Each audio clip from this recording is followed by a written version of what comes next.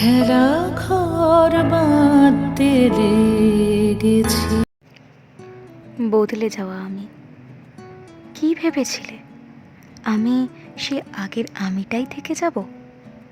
সত্যি কি সেটা সম্ভব বলে মনে হয় তোমার? আমি এখন আগের থেকে অনেকটা আলাদা হয়ে গেছি। যে আমি একটা সময় মা, দিদি, বাড়ির সবার সাথে কথা না বলে থাকতেই পারতাম না, সেই আমার এখন কারোর সাথে বেশি কথা বলতে ভালো লাগে না। তোমার সবচেয়ে পছন্দের আঁকা, সেটাও এখন আর প্রায় করিই না। তোমার আমার আঁকা নিয়ে পাগলামিগুলো বড্ড বেশি মনে পড়ে। আর আমার গান, যেটা তুমি অনুভব করতে পারতে, সেটাও আজ করি না।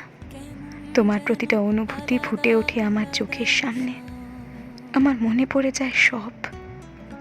এই সেদিন আমার একটা নাচের প্রতিযোগিতা ছিল, যে আমি কোনোদিন প্রতিযোগিতায় নাচের মাঝে থেমে যাইনি।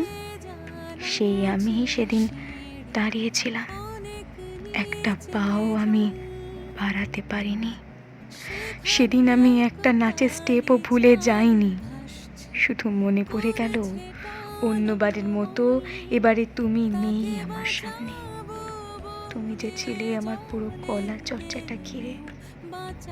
তোমার মনে আছে সেদিন ফিরে তোমার সাথে আমার দেখা হয়েছিল, আর তোমার পাশে ছিল তোমার সেই প্রিয় মানুষটি। তুমি আমায় জিজ্ঞাসা করেছিলে, কেমন আছো? আমি বলেছিলাম, আগের চেয়েও বেশ ভালো। তুমি সেদিন তোমার প্রিয় মানুষটাকে নিয়ে এতটাই ব্যস্ত ছিলে যে আমার কথাটা বোঝোইনি সেদিন। নাকি বুঝতে চাওনি তুমি? জানো, আমার না আগের মতো এখন আর ঘুরতে ভালো লাগে না। সমস্ত মেয়েদের মতোই আমারও সাজটা ভীষণ পছন্দের ছিল। সেই আমি এখন আর সাজিই না। আমার মুখের যে হাসিটা, সেটাও এখন নেই। সবাই এখন আমায় বলে আমার মধ্যে সেই প্রাণোচ্ছলতাটাই আর নেই। কি করে থাকবে সেই প্রাণোচ্ছলতা?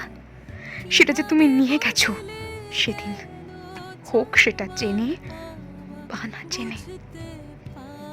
সময় বদলেছে, পরিস্থিতি বদলেছে, তাই তো নিজেকেও অনেকটা বদলে ফেলেছি। তোমার সেই চেনা আমিটা আজ বদলে গেছি অন্য এক আমিতে। ভালো আছি নতুন আমি, নতুন ভাবে।